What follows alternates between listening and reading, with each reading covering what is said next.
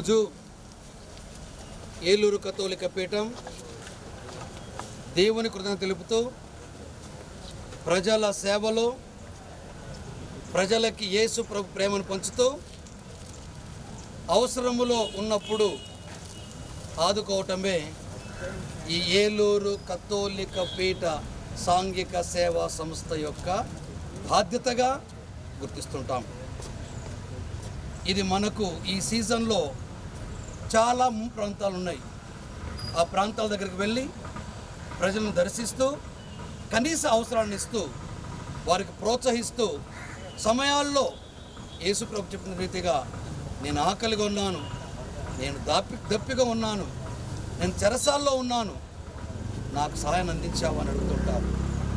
ఆ యేసు ప్రభు ఇచ్చినటువంటి చూపినటువంటి మార్గంలో ప్రేమ సేవ అనే గుణాలతో ముందుకు సాగుతుంది ఏలూరు కథోలిక పీఠం.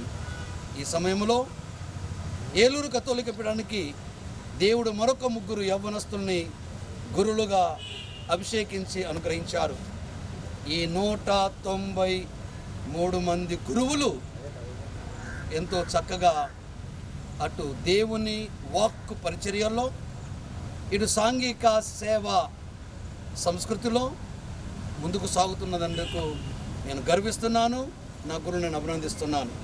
అదే రీతిగా అటు మన ప్రజాప్రతినిధులు, పాత్రికేయులు, మనసున్న మనుషులు ఎంతోమంది మాతో సహకరిస్తున్నారు.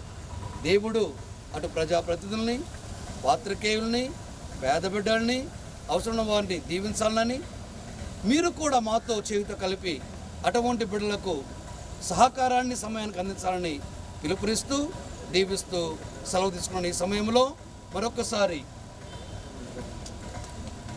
మరొకసారి ఫాదర్ ఇమాన్యుయల్ తాతపూడి సోసర్విస్ డైరెక్టర్ గారిని వారి బృందాన్ని అభినందిస్తున్నాను.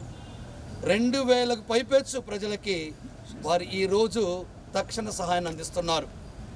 అది ఎంతగానో మెచ్చదగిన విషయం, అభినందదగిన విషయం. కనుక 1977 నుండి 2024 వరకు సాగుతున్న ఈ ప్రయాణంలో ఆ దేవుడు మాకు తోడుగా ఉన్నాడు, ధర్మదాత మాకు తోడుగా ఉన్నారు, మరియు మేము కూడా మీకు తోడుగా ఉన్నామని మాట ఇస్తూ దీవిస్తూ సెలవు తీసుకుంటాం. God bless you all. Thank you very much.